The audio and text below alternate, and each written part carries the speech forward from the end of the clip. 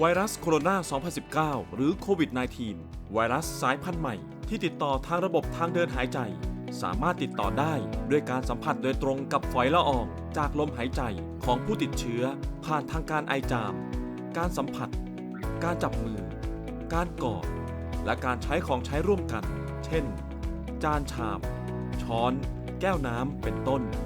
โดยสามารถสังเกตอาการเบื้องต้นได้จาก 1. มีไข้ 37.6 องศาเซลเซียสหรือสูงกว่า 2. ไอแห้ง 3. มีอาการหายใจลำบากติดขัด 4. มีประวัติเกี่ยวข้องกับพื้นที่เสี่ยงหรือบุคคลติดเชื้อแล้วสำหรับผู้พิการอย่างเราล่ะคะพวกเรามีข้อจำกัดของตัวเองจะต้องปฏิบัติอย่างไรบ้างอย่าเพิ่งกังวลไปครับทุกปัญหามักมีทางออกเสมอผมขอแยกคนพิการออกเป็น2 กลุ่มแล้วกันนะครับเพื่อความเข้าใจที่ง่ายขึ้นกลุ่มที่ 1 คนพิการที่สามารถช่วยเหลือตนเองได้ผู้พิการที่อยู่ในกลุ่มนี้สามารถห่างไกลจากไวรัสโคโรนาได้โดย 1. มันทำความสะอาดมือและอุปกรณ์ช่วยเหลือของตนเองเช่นไม้เท้ารถเข็นและในทุกๆอย่างที่สัมผัสแต่ต้องโดยต้องมั่นใจว่าสิ่งเหล่านั้นสะอาดอยู่เสมอ 2. หลีกเลี่ยงการใช้อุปกรณ์ร่วมกับผู้อื่น 3. หลีกเลี่ยงการสัมผัสคนใกล้ชิดและคนอื่นๆหากอยู่ในบริเวณพื้นที่เสี่ยงคนในบ้านที่ใกล้ชิดต้องเพิ่มการฆ่าเชื้อบริเวณบ้านด้วย 4. ถ้าไม่มีความจำเป็นหรือธุระด่วนการอยู่บ้านถือว่าปลอดภัยมากที่สุดในกรณีผู้พิการที่สามารถดูแลตัวเองได้นั้นถูกแยกจากสังคมหรือแยกตนเองอย่าเครียดไปครับพวกคุณสามารถทำกิจกรรมต่างๆได้อย่างปกติไม่ว่าจะเป็นทำกิจวัตรส่วนตัวหรือดูแลสุขภาพร่างกายด้านต่างๆในตอนเช้ารับแสงและอากาศบริสุทธิ์จากธรรมชาติเลือกอาหารกลางวันอย่างมีคุณภาพและเคลื่อนไหวร่างกายบ้างมีปฏิสัมพันธ์กับสังคมแบบโซเชียลดิสแทนซิ่งและพักผ่อนให้เพียงพอหลีกเลี่ยงสภาวะที่ก่อให้เกิดความเครียดกลุ่มที่ 2 คนพิการที่ช่วยเหลือตนเองไม่ได้คนพิการกลุ่มนี้เป็นกลุ่มที่ได้รับผลกระทบอย่างมากเพราะมีภูมิต้านทานน้อยจึงมีความเสี่ยงสูงกว่าในการได้รับเชื้อโดยผู้ดูแลจำเป็นต้องดูแลอย่างใกล้ชิดและปฏิบัติตามข้อมูลของสาธารณสุขอย่างเคร่งครัดดังนี้ 1. รักษาความสะอาดของคนพิการรวมถึงอุปกรณ์ต่างๆและสิ่งแวดล้อมรอบตัวคนพิการ 2. ตรวจสอบอุปกรณ์จำเป็นที่ต้องใช้ระหว่างกักตัวให้เพียงพอ 3. ตรวจสอบอาการของคนพิการติดเตียงในสุขอนามัยหลักเป็นประจ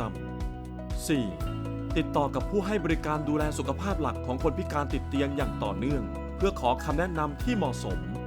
5. ผู้ดูแลต้องใช้ห้องน้ำหรือสิ่งของแยกจากคนพิการที่ต้องดูแลในช่วงการระบาด 6. ไม่อนุญาตให้มีการเยี่ยมหรือรับแขกในช่วงมีการระบาด 7. ผู้ดูแลจะต้องไม่ติดต่อหรือพาตัวเองไปอยู่ในพื้นที่หรือใกล้กับปัจจัยการแพร่ระบาดนอกจากนี้ผู้ดูแลจะต้องเตรียมตัวและอุปกรณ์ให้พร้อมรับมือกับวิกฤตการณ์เหล่านี้ด้วยเช่นกันไม่ว่าจะเป็น 1. อาหารพิเศษอาหารเหลวหรืออาหารเฉพาะสำหรับผู้พิการที่ไม่สามารถเคี้ยวเองได้ 2. อุปกรณ์สนับสนุนเช่นออกซิเจนสายปัสสาวะเป็นต้น 3. อุปกรณ์ป้องกันของผู้ดูแลเพื่อลดความเสี่ยงจากการสัมผัสเป็นยังไงบ้างครับได้ยินแบบนี้แล้วรู้สึกสบายใจขึ้นมาบ้างแล้วหรือยังครับหรือถ้ายังไม่สบายใจสามารถเข้าปรึกษาได้ที่หน่วยงานคนพิการในพื้นที่ได้เลยนะครับโดยหน่วยงานในพื้นที่จะคอยช่วยให้ข้อมูลและอำนวยความสะดวกต่างๆไม่ว่าจะเป็นการให้บริการด้านสุขภาพสำหรับคนพิการอย่างปลอดภัยมีผู้ช่วยเหลือส่วนตัวสำหรับคนพิการที่มีความต้องการทางด้านกายภาพพร้อมให้บริการ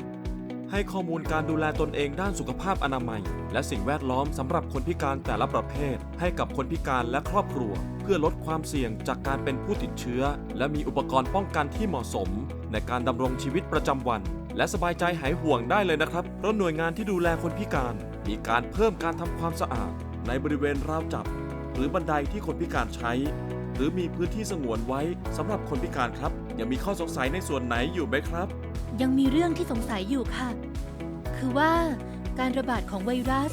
จากที่เราได้ทำงานตอนนี้ก็ไม่มีงานขาดรายได้ทางรัฐมีมาตรการช่วยเหลือพวกเราบ้างไหมคะ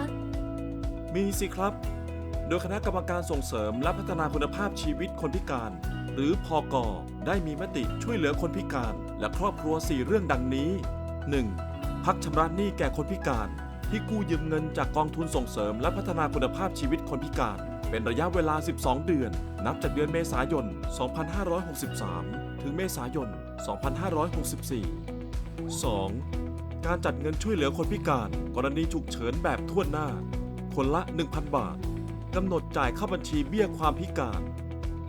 3. กำหนดวงเงินกู้ฉุกเฉินไม่เกิน 10,000 บาทสำหรับคนพิการและผู้ดูแลเพื่อการประกอบอาชีพในสภาวะวิกฤตโควิด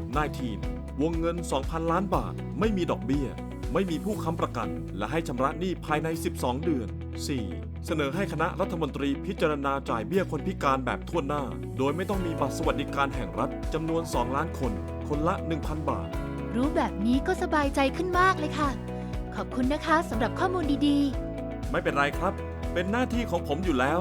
หลังจากนี้โปรดรักษาสุขภาพตัวเองกันดีๆนะครับสำหรับผู้ที่มีอาการป่วยโควิด -19 สามารถเข้ารับการรักษาที่โรงพยาบาลได้ทั้งของรัฐและเอกชนทุกแห่ง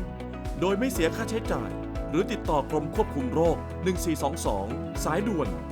1111 และ 1669 หากไม่สามารถไปโรงพยาบาลได้ด้วยตนเอง แล้วเรามาผ่านวิกฤตการณ์ครั้งนี้ไปด้วยกันนะครับ